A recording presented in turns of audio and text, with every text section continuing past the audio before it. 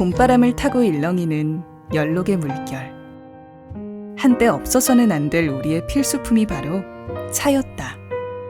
차를 1년에 이제 그 제일 좋은 차로 한 통 딱 집에 놔줬다가 그걸 갖고 제사 때 되면은 꼭 그걸 갖고 씁니다. 그래서 내가 들은 얘기로는 좋은 향기는 나쁜 사기로 물리친대서 집안에 차 향기가 나면은 그 집안은 평온합니다.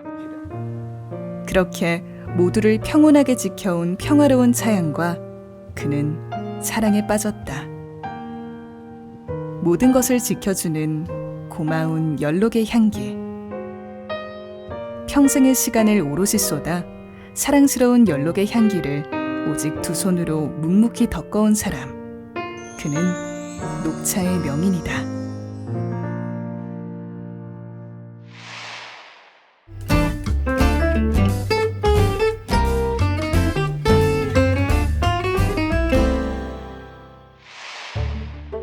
(5,000년) 전 농사의 신인 신농은 마실물을 끓이고 있었는데 우연히 찻잎이 빠지게 된다. 인류가 물다음으로 많이 소비해온 차의 기원은 그렇게 신농의 전설로 시작됐는데, 그렇다면 우리나라는 언제부터 차를 마셨을까? 역사적인 기록으로 보면 삼국사기 때부터 이제 이렇게 되어 있는데, 그 기록에 적혀 있지 않는 이후부터 훨씬 이전부터 차는 마셔왔다고 해요. 본격적인 차 재배는 통일신라 때부터 시작됐다는 것을 알게 해주는 기록은 삼국사기의 대렴에 관한 내용이다.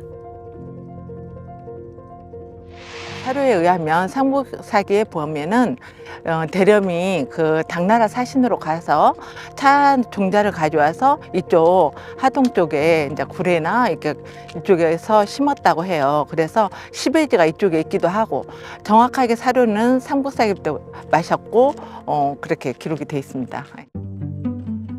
우리의 차 문화는 고려시대에 접어들어 화려하게 피어난다. 끽달을 통해 성불한다고 할 만큼 정신수행의 차는 필수품이었다.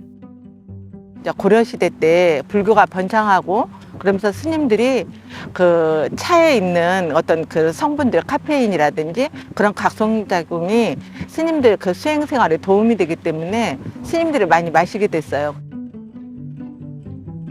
특이한 점은 당시 가루차 문화가 유행했다는 것인데, 고려의 상류층 사이에서 가루차는 선물하기에 좋은 고급차로 여겨졌다.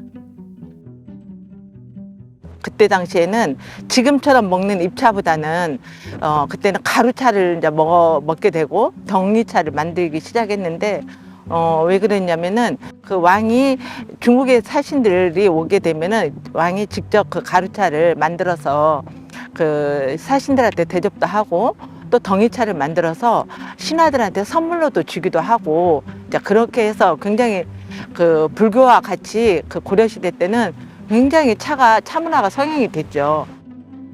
차가 올려져 이름 붙여진 차례상. 그러나 차 대신 술이 올랐던 조선의 차례상은 차 문화의 위축을 상징적으로 보여준다.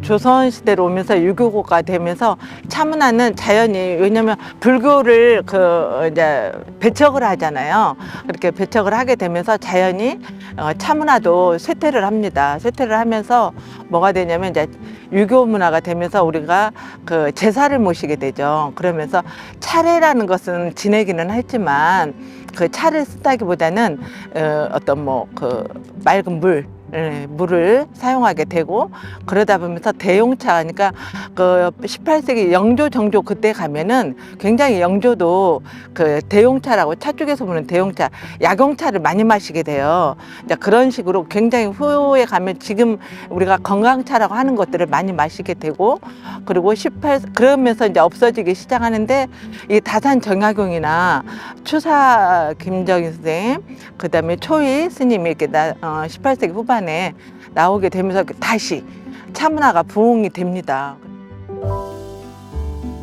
사그라들었던 조선의 차 문화를 되살려낸 대표적인 인물은 정약용. 차나무가 많은 산이라는 뜻을 가진 다산을 자신의 호로 삼을 만큼 그는 차를 늘 곁에 두었다. 다산 정약용 선생님 학자이기 때문에 굉장히 이제 책을 가까이 하다 보니까 소화가 잘 안 되는 그런 증상도 많이 있었는데 차를 먹으면서 마시면서 그런 그 배앓이도 좀 치료가 됐고 그러면서 정신을 맑게 하면서 책을 가까이 할 수 있는 그런 뭐 음료가 됐다고.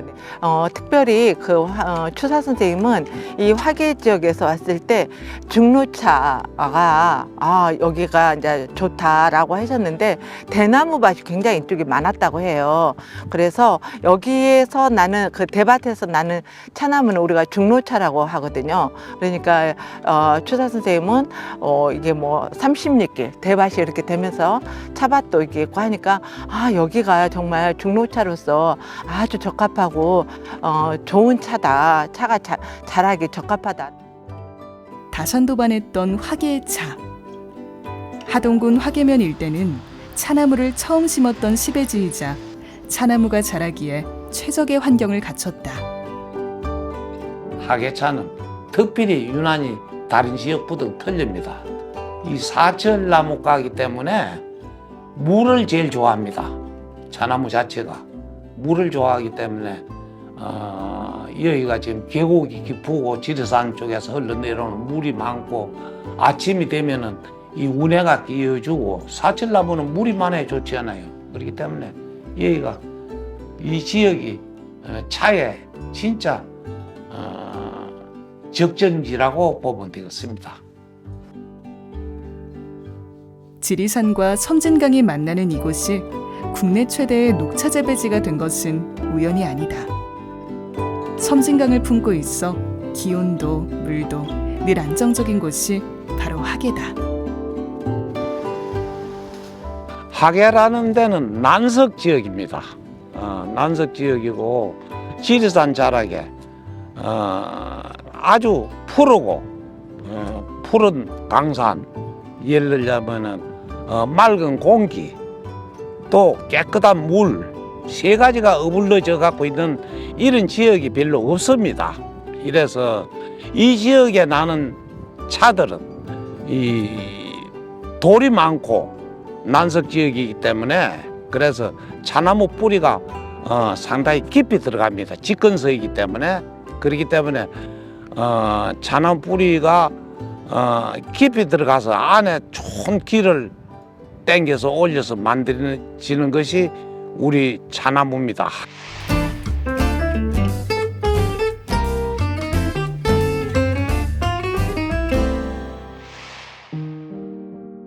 해마다 봄이 되면 연록의 물결이 넘실대는 곳.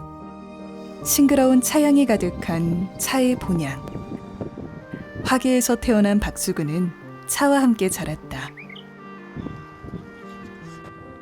원래 하동에서 태어나가지고 어머님께서 항상 그 화계니 이런 골짜기에서 녹차로 많이 훑어갖고 온다. 그리 말씀하시더라고. 이래서 그 당시 때 보니까 이 작살차 이걸 갖다가 비벼서 만들어가지고 주진제 끓여놔 놓고 뭐 감기 약으로도 쓰고 그 감기가 들어가면은 작살물로 먹고 이 땀을 내고 불을 많이 연놔 놓고 이불을 덮고 그래가지고 땀을 내고 그런 때가 있었습니다. 명인의 가족에게 차는 늘 곁에 두어야 할 상비약이었고 조상에게 올리는 귀한 것이었다. 할아버지 때부터서 내려온 것이겠지요. 그 옛날에는 보면 보통 그 제삿날 보면은 술을 많이 올립니다. 그런데 우리 집에는 아직까지 술을 올려본 일이 없어요. 차 향기로서 여태까지 했었고 차로 술 대신에 차로 꼭 올립니다. 아버지를 도우며 자연스레 제다를 익혔지만 본격적인 업으로 삼기는 쉽지 않았다. 예전에는 우리 부친이 살아 계실 적에는 차를 영업 행위로 못했습니다. 왜 못했냐면 그 당시 때는 이 식품이라는 것이 보사부 허가밖에 안 되었습니다. 시골 사람들이 공장도 없지요. 뭐 조그마한 솥에다가 이렇게 하기 때문에 보사부 허가를 받을 수가 없어요. 상품화를 할 수도 없었어요. 그래서 이 차를 만들었으면은 그 당시 때문에 이 세멘트 푸대 아니십니까? 이런 종이로 갖다가 잘 닦아가지고는 풀로 붙이 봉투로 만들어가지고 그래가 거기다 차로 조금씩 넣어갖고는 이거 풀로 붙이 떼어가지고 이래가지고 선물할 때 있으면 선물도 하고 그런 시절이었습니다. 늘 그리웠다. 찻잎을 따고 차를 덮고 그렇게도 좋은 차양 속에 파묻혀 살고 싶었지만 현실의 무게 속에 먼 길을 돌아가야 했다. 옆에 있는 사람들이 아이 아프면은 병원에 가 누우지 장비 사업은 망한다고 절대 못하고 그래요. 그래서 나는 다른 사람 맞는 걸 나가 꼭 해봐야 되겠다. 그래서 이제 처음에 포크레인으로 한 대를 샀어요. 고생을 많이 했어요. 기사가 없어갖고 차로 씌워놔놓고 할부금을 물려주려니 도저히 안 됐어요. 그래서 차로 싹 정리로 해버리죠. 하고 나니까는 뭐 도저히 할 게 없고 옛날에 아버님께서 항암스님이랑 차 만들던 게 기억이 나서 그래서 그걸 내가 잊어먹진 않았어요. 그래서 이제 차를 시작하게 됐습니다. 대대로 이어진 집안의 녹차 제조법에는 불가의 제다법도 스며들어 있다. 수제 녹차의 권위자였던 윤포산 스님의 제자 향음 스님과의 인연이 있었기 때문이다. 이 선친하고 친구로 지내시는 분이 스님인데 그 스님의 그 불명이 항음이라 했습니다. 항음 스님. 그래서 이게 항음 스님이라고 그래가지고 집에 오셔가지고 항상 그 아버님하고 차로 같이 드시고 그래서 차가 이 작살로 이제 항상 그 당시 때는 작살하니까 작살로 항상 그렇게 드시고 그래서 그 아버님께서 그 뒤에 말씀하시기로 색하고 향하고 맛을 너는 잊어서는 안 된다.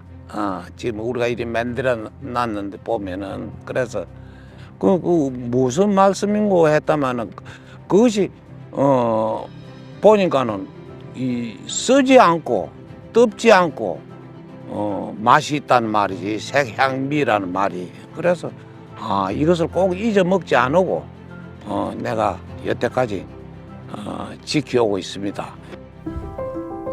그렇게 아버지의 가르침을 기억하며 자신의 차를 만들어 가던 그에게 마침내 박수근이라는 이름을 세상에 알리는 기회가 찾아온다. 녹차 축제장에 내가 1회 때는 몰랐고 2회 때 가니까는 차로 그 손님들 그 왔다 갔다 하시는 분들한테 이제 그 차 시연회를 시켜주는데 저리 멀리 가던 사람도 차 향기가 좋다고 이 옆에 찾아오고 자신의 차에 자신감을 갖고 처음 제대로 출품했던 그 해의 기억은 평생의 행복과 자부심으로 새겨졌다.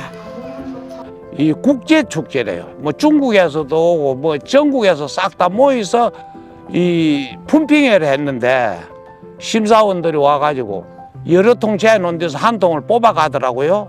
뽑아가서 끌어가고 가져가더만은 오후에 되니까는 그 말하자면은 심사원 한 사람이 와갖고 옷을 흐름을 입고 있으니까는 뭐 옷 하나 바꿔 입고 오라고 그러더라고요. 그럼 옷을 이제 바꿔 입고 왔어요. 나는 이제 그 당시 때 대사의 뭐인고도 몰랐어요. 명차가 뭐인 줄도 몰랐어요. 그래 한참 앉아 있으니까는 오래서 가서 앉아 있으니까는 이름도 부르도 안 나고 이상하다 했죠 그때는. 그리고 제일 마지막에 부리는데 보니까 나가 명차라요 그 해에. 그러다 보니 이제 그 소문이 나기 시작하니까는 경상남도 도에서 와서 말하자면 QC 상포를 주더라고. 이래서 이제 일본도 가고 우리나라 이제 백화점도 가고. 1988년 제3회 하동문화축제에서 박수근의 수제 녹차는 올해의 명차로 선정됐다. 그리고 이듬해인 1999년 그는 녹차 분야 최초의 식품명인이라는 이름을 얻는다. 명인으로서 16호를 받았는데 명인 전체적으로 봐서는 16번째라도 식품으로서는 내가 녹차로서는 제1호 최초로 받았단 말입니다. 이러니까는 참 너무너무 이 지역에서도 많이 축하도 해주고 또 친구들도 막 좋다고 집에 찾아오고. 최고의 녹차를 만드는 명인이라는 영예와 관심을 누렸던 나날들. 그렇게 그의 시간은 온통 차로 채워졌다. 내가 우리나라에서 안 나오는 보이차도 만들어서 중국 부등도 앞서가는 2,500만 원짜리도 만들고 그런 일이 있었습니다. 차에 그 최고의 자리로 간다는 것이 차의 향기를 받지 않으면 절대 안 되는 일입니다. 녹차 명인 1호. 가장 먼저 길을 열어온 차의 개척자. 그럼에도 그는 늘 초심자의 마음으로 차를 덮는다. 명인이 되고 난 다음에도 지금도 아직까지 금년에 차로 만들어 놓고 보면은 조금 아쉬운 것이 있고 그 아쉬운 것을 모르면은 진정한 차로 만든 사람이 아니에요.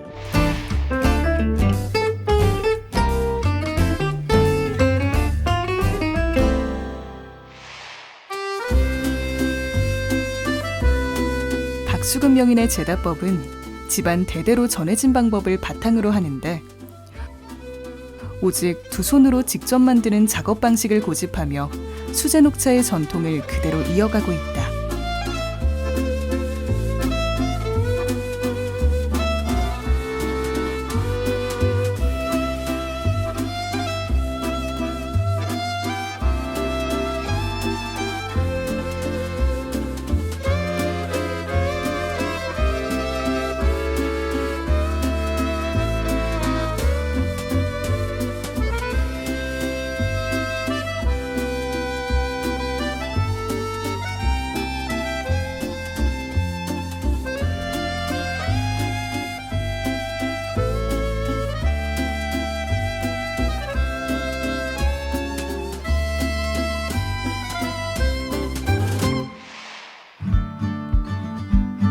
녹차는 차나무의 이파리 외에는 그 어떤 다른 재료가 들어가지 않는다.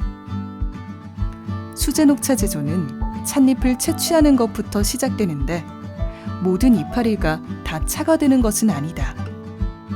가지 끝에 새로 돋아난 작은 이파리만을 따서 차로 만든다.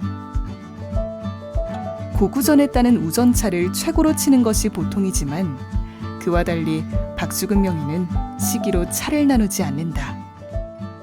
시험 삼아서 이걸 추차도 만들고 입동차도 만들고 추차는 8월 달에 만들고 입동차는 10월 달에 만들고 이래서 이런 차들로 이제 내가 만들어 봤어요. 만들어 봐보니 사실상 4월 20일경에 딴 차나 10월 한 5일경에 딴 차나 맛이 오히려 뒤에 땄는 것이 더 좋더라 말입니다. 이래서 나는 차밭에 차를 딸 적에 일조양을 좀 많이 보고 햇빛을 많이 보고 이런 차로 따서 만드는 것이 차의 향이 상우 높더라고요. 이런 이유로 박수근 명인은 1년 내내 차를 만들어 왔는데 사계절을 품은 명인의 계절차에는 차의 등급을 매기지 않으려는 그만의 철학이 담겨 있다. 제가 만드는 차는 일절 화학성도 없고 친환경 농법으로서 지금 현재 차를 재배를 하고 있습니다.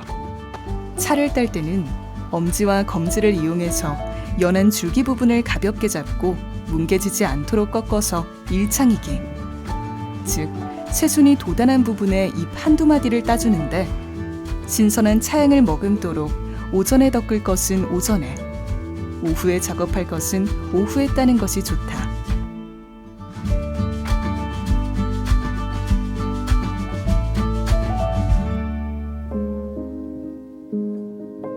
찻잎을 선별하는 것은 차의 품질을 결정하는 중요한 과정이다.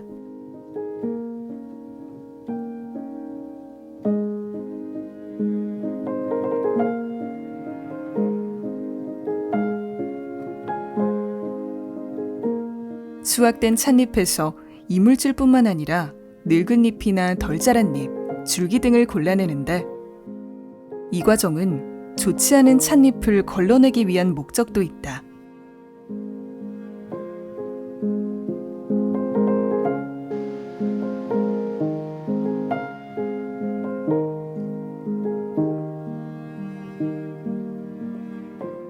자동화 과정을 거치면 훨씬 수월할 수 있지만 박주근 명인은 이 모든 작업을 오직 두 눈과 두 손으로 진행해왔다.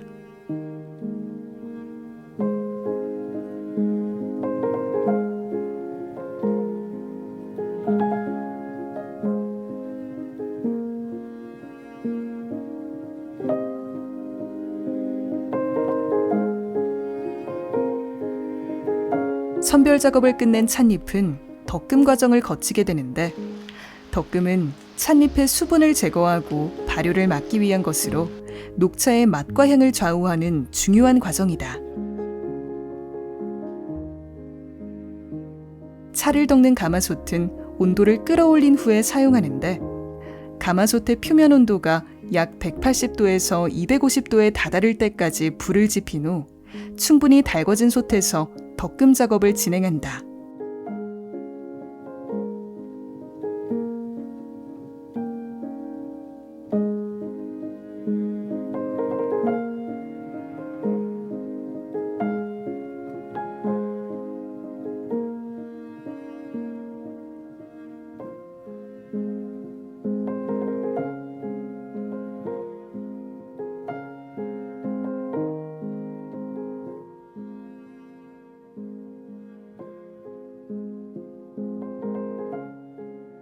차를 덕을 때는 두 손으로 찻잎을 솥바닥에 살짝 눌렀다가 뒤집으며 골고루 익히는데 이처럼 누르고 뒤집으며 덕는 과정을 수차례 반복하여 찻잎을 알맞게 익힌다.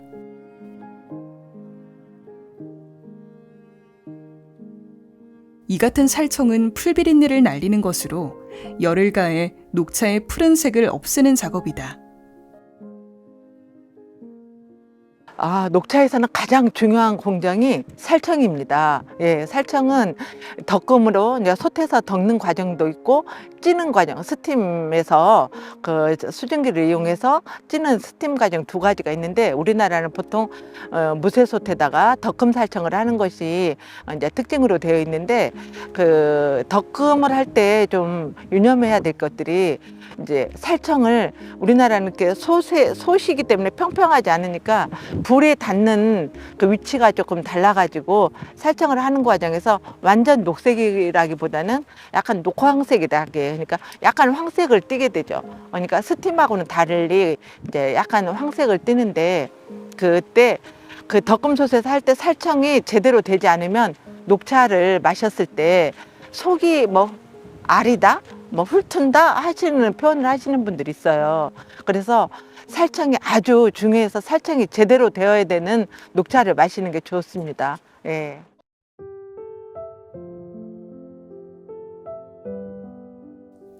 덕금 과정을 통해 찻잎이 알맞게 익으면 이제 다음은 찻잎을 반복적으로 비비는 유념 작업에 들어가게 된다.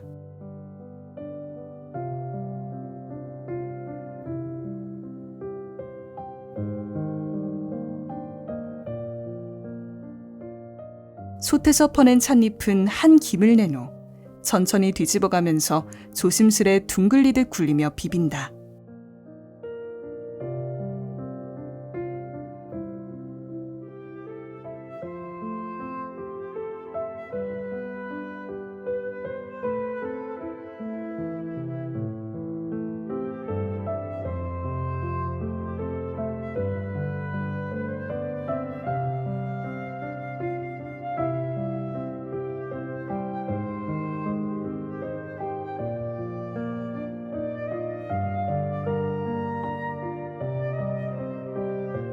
이렇게 찻잎을 비비는 유념은 원하는 찻잎의 형태를 만들고 표면적을 넓혀서 차가 더 잘 우러나게 하는 작업이다. 이런 유념 작업을 통해 찻잎의 수분을 제거하고 산화를 방지하며 찻잎의 세포 조직에 적당히 생채기를 내고 파괴하면서 향을 더하게 된다.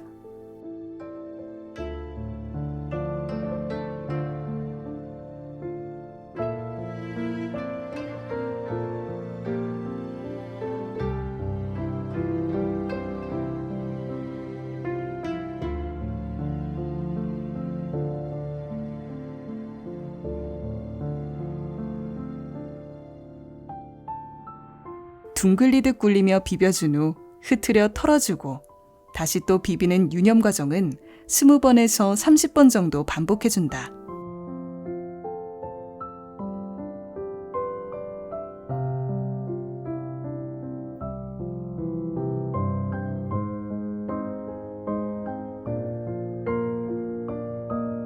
비비는 작업을 끝낸 찻잎은 서로 붙거나 덩어리지지 않도록 한 입씩 흐트려 놓는다.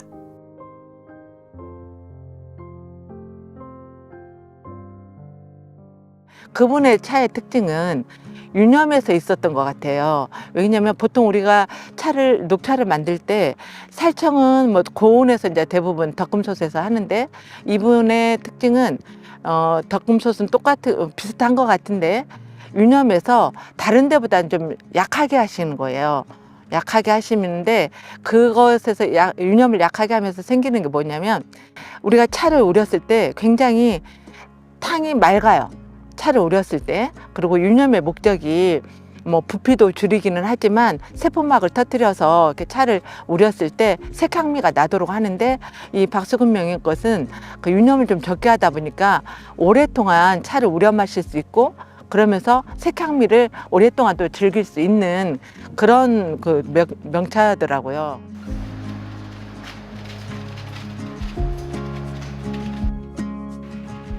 비빔 작업 후에는 이제 건조 작업으로 넘어가는데, 건조는 녹차 품질을 보존하고 향상시키는 중요한 마무리 작업이다. 찻잎이 서로 붙지 않도록 흩뿌려주는데, 이렇게 해서 건조하는 이유는 찻잎이 덩어리진 채로 발효되지 않도록 하기 위해서다.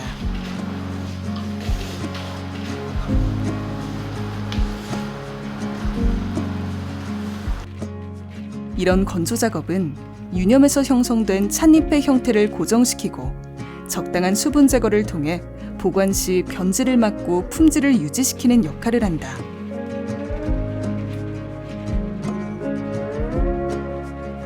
건조는 반드시 자연 건조 방식으로 진행한다.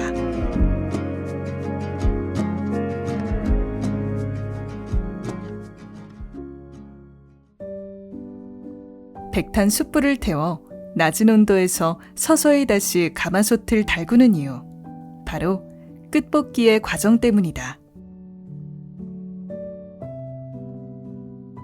끝볶이를 할 때는 찻잎이 부스러지지 않도록 휘저어가면서 은은하게 열기를 입혀주는데, 수분 함량이 3에서 4% 정도 유지될 때까지 볶아준다.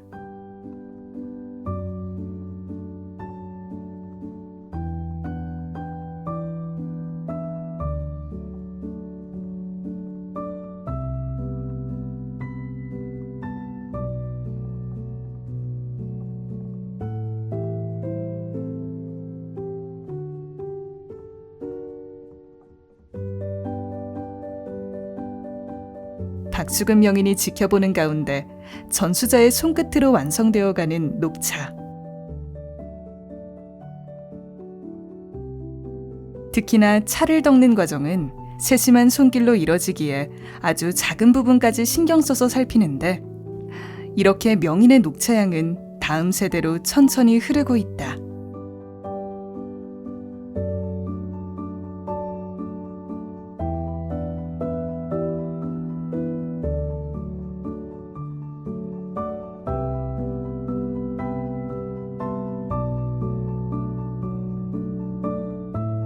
아홉 번 덮고 9번 비벼 말린다는 구증구포. 구증구포처럼 명인은 살청과 유념 작업을 여러 번 반복하는 대신 부드러운 맛과 향을 낼 수 있도록 살청과 유념을 최소화하고 있다.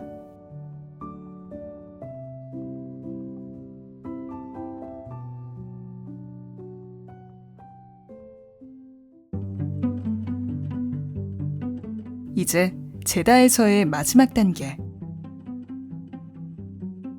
끝볶이까지 다 끝낸 찻잎은 부스러기나 가루 등을 선별한 후에 햇빛을 차단해주는 포장용지에 넣고 밀봉하여 포장해준다.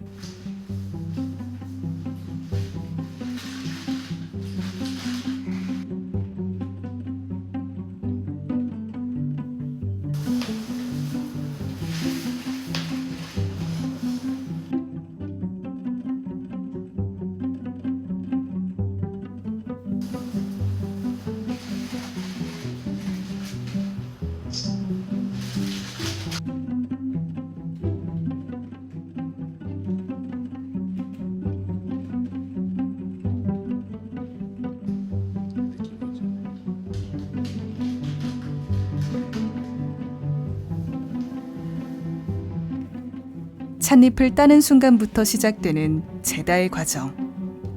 박수근 명인의 수제녹차는 이렇게 차를 담는 마지막 과정까지 기계의 손을 빌리지 않고 모두 수작업으로 이뤄지고 있다.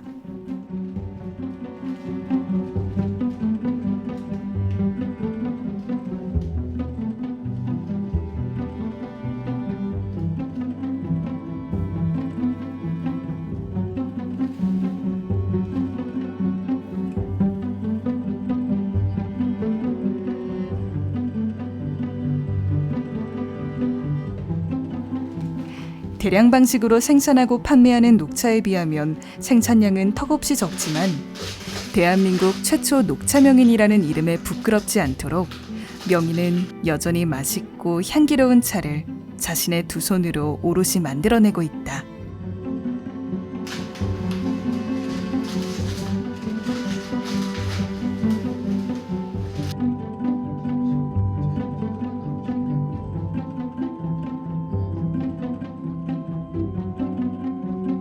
부드럽게 목을 타고 넘어가는 싱그럽고 푸르른 향. 명인의 녹차는 이렇게 완성된다.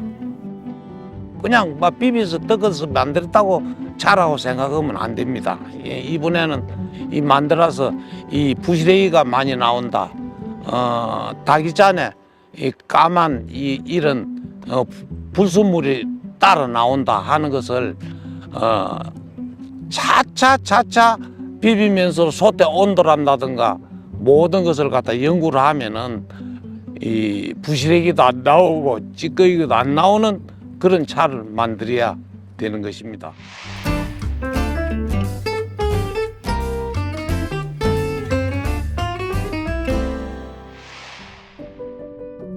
섬진강을 따라 흐르는 향기로운 다향.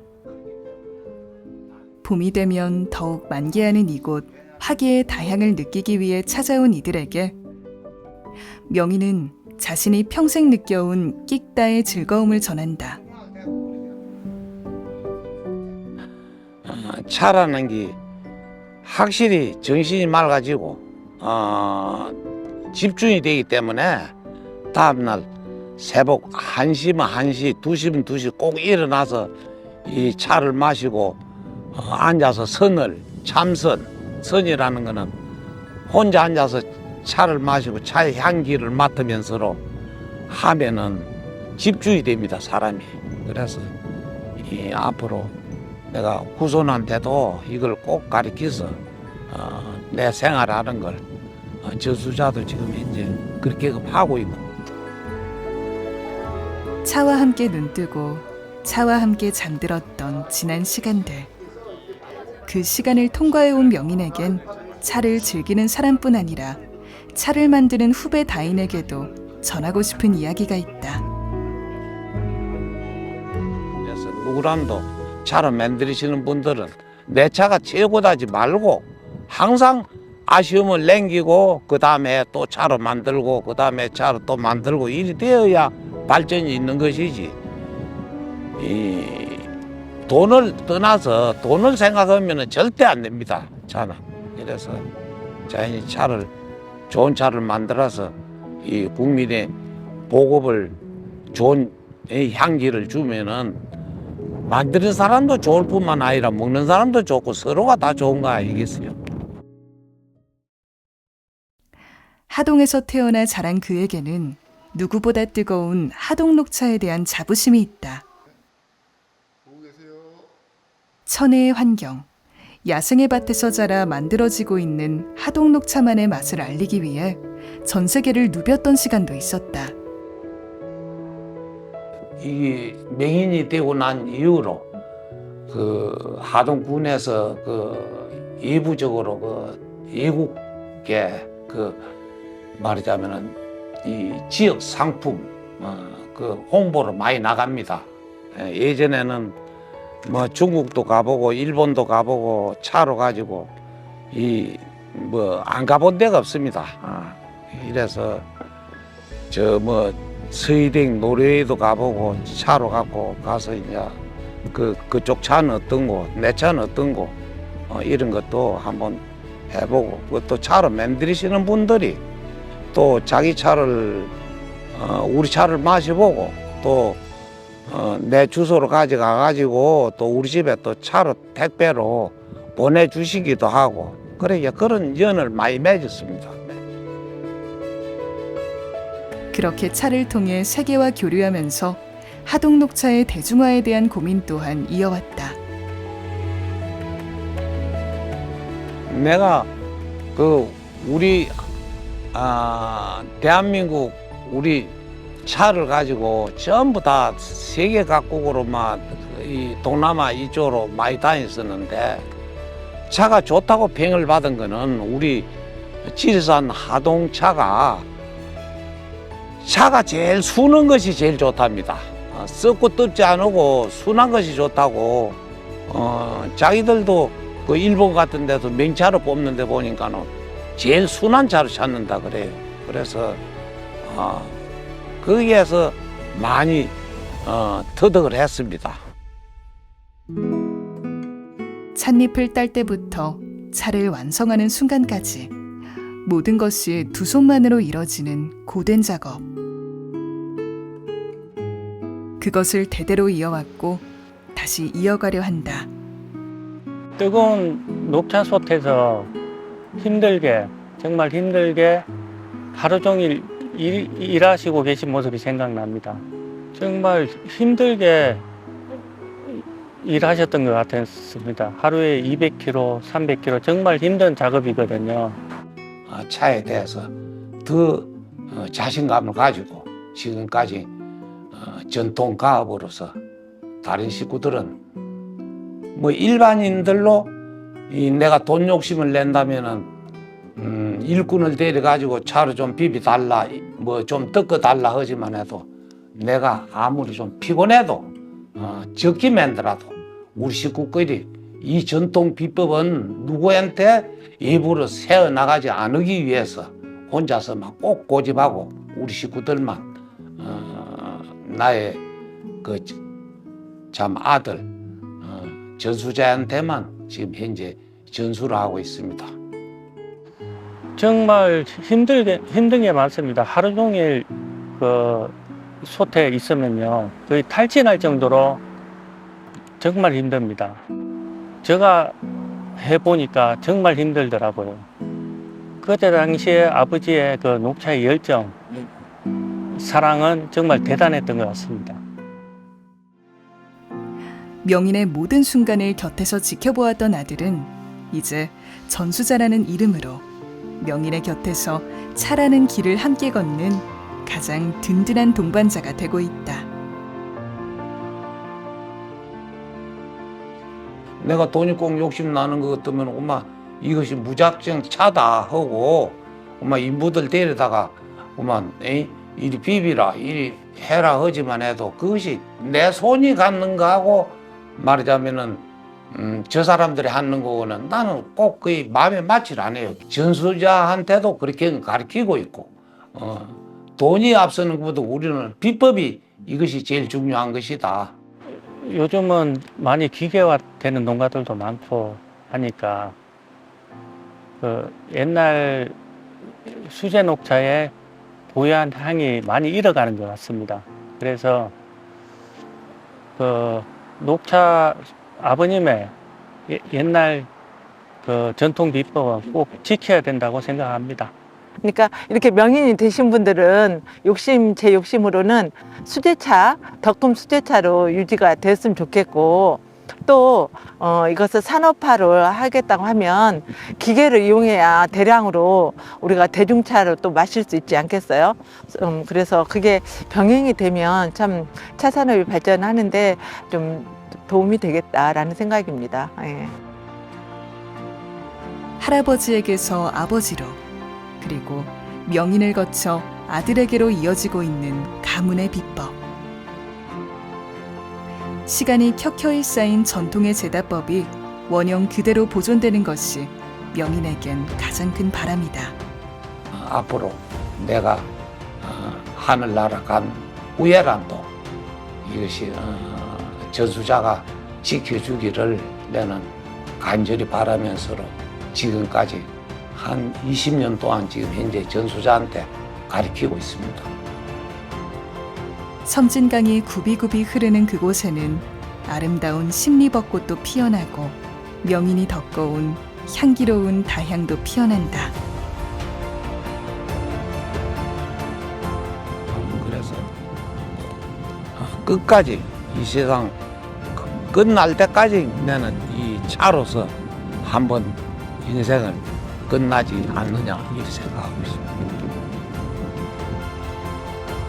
그곳의 차에는 시간을 건너온 긴 이야기가 담겨 있다. 그곳의 차에는 시간을 덮어온 명인의 향기가 담겨 있다.